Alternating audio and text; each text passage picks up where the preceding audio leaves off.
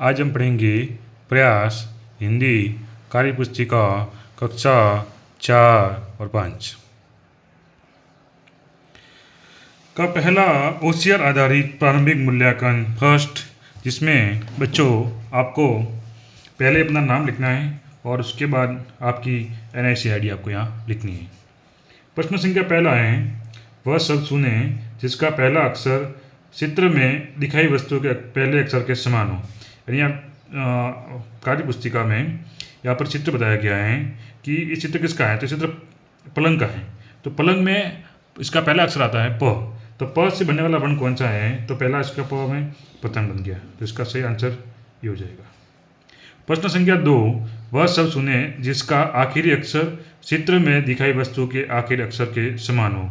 जैसे कि इसका चित्र बना हुआ है गाजर का, तो गाजर र अंतिम वर्ण आया है, तो ऐसा इसमें कौन सा शब्द है जिसके अंतिम वर्ण भी र है, तो कमर में अंतिम वर्ण र है, तो इसका सही आंसर हो जाएगा कमर। प्रश्न संख्या 2 को पढ़ लिया। प्रश्न संख्या 3, इनमें से किस में सभी शब्दों में बड़ी ई की मात्रा आवाज़ सुनाई देती है। यानी यहाँ पर 4 वैकल्पिक प्रश्न दे रखे हैं और इसमें से बड़ी ई की आवाज़ वाला कौन सा, इसको आपको देख के पढ़ना है। जैसे कि मिठाई, टोकरी, चींटी, तो इसमें तीनों में देखें तो इसमें बड़ी ई की मात्रा है, बड़ी ई की मात्रा इसमें भी है और इसमें भी है, लेकिन इसमें देखो तो इसमें नहीं है, देख लो, और इसमें देखें तो इसमें भी नहीं है, और इसमें देखें तो ये इसमें छोटी ई की मात्रा है, बड़ी ई की मात्रा नहीं है, तो इसमें तीनों में बड़ी ई की मात्रा है, तो इसका राइट आंसर हो जाएगा ये वाला। प्रश्न संख्या 4, मनुष्य शब्द का समानार्थी शब्द कौन सा है, तो मनुष्य का विलोम शब्द होता है दानव, लेकिन उसका समानार्थी शब्द है मानव। प्रश्न संख्या 5, चित्र के लिए शब्द सुने, यानी ये चित्र किसका है, तो ये चित्र पपीता का है, तो इसका सही उत्तर हो जाएगा पपीता, तो पपीता आगे अपने को सही का निशान लगाना है। प्रश्न संख्या 6, चित्र में दिखाया गया आदमी कौन है, तो चित्र में देखो ये 2 बैल जा रहे हैं और इसके पीछे किसान हल को जोत रहे हैं, तो ये किसान है, तो इसमें चित्र में कौन है, तो किसान आगे सही का निशान लगाना है अपने को। प्रश्न संख्या 7, नीचे दिए गए वाक्य के लिए सही विकल्प सुने, तो इसमें बताया गया है कि अरे यह मूर्ति तो बहुत सुंदर है, लेकिन अरे आते ही यहाँ पर एक अपने को दिमाग में आना चाहिए कि यहाँ विस्मयादिबोधक चिन्ह आता है, तो इसके अंदर विस्मयादिबोधक ये वाला चिन्ह आएगा, ये लाइन लगानी और नीचे पॉइंट होना चाहिए, इस तरह का ये विस्मयादिबोधक अपने को लगाना है। प्रश्न संख्या 9, उस वाक्य को सुने जिसमें वर्तनी की गलतियाँ नहीं हैं। मतलब इसमें 4 ऑप्शन दे रखे हैं और इसमें से जो शुद्ध शब्द लिखा हुआ है, जिसमें पूरा वाक्य शुद्ध लिखा हुआ है, उसको अपने को सुनना है। तो अपन इसमें देखेंगे तो इसमें देखो ये साफ, हम अपना घर सप्ताह में एक बार साफ प लिखा हुआ है, या साफ हो होता है, ये गलत है। इसमें भी देखें तो इसमें भी प लिखा हुआ है, इसमें देखें तो इसमें भी ये साफ तो सही है, लेकिन यहाँ बर लिखा हुआ है, तो ये पूरा सही है। देखा, हम अपना घर सप्ताह में एक बार से लिखा हुआ है, साफ भी से लिखा हुआ है, करते हैं। इस तरह से इसका वाक्य ये तीसरा वाला हो जाएगा। प्रश्न संख्या 10 को पढ़ेंगे अपन कि उस शब्द को सुने जिसका पहला अक्षर चित्र के नाम का पहला अक्षर है।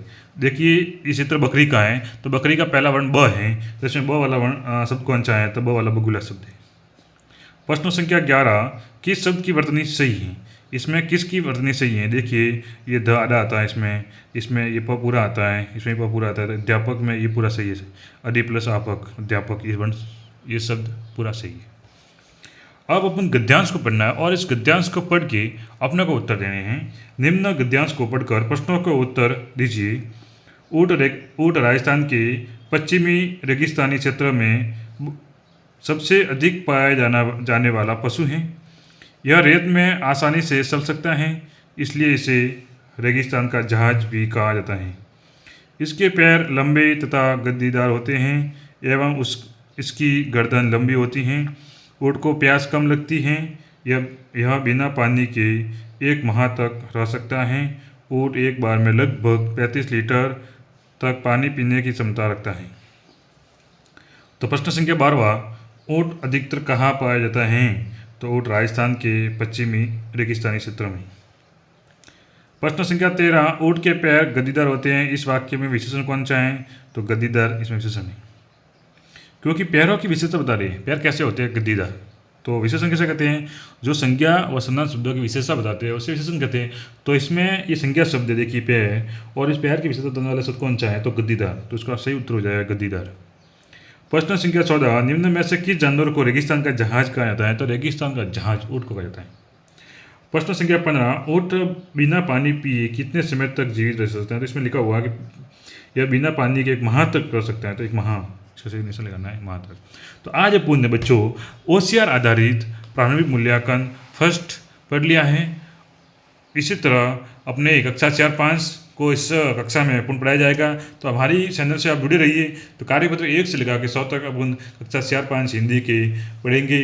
इसी चैनल पर आप हमसे चैनल से जुड़े रहिए। अपने मित्रों को भी चैनल को शेयर कीजिए ताकि ये वीडियो देख सके और अपनी अध्ययन जारी रख सके। धन्यवाद।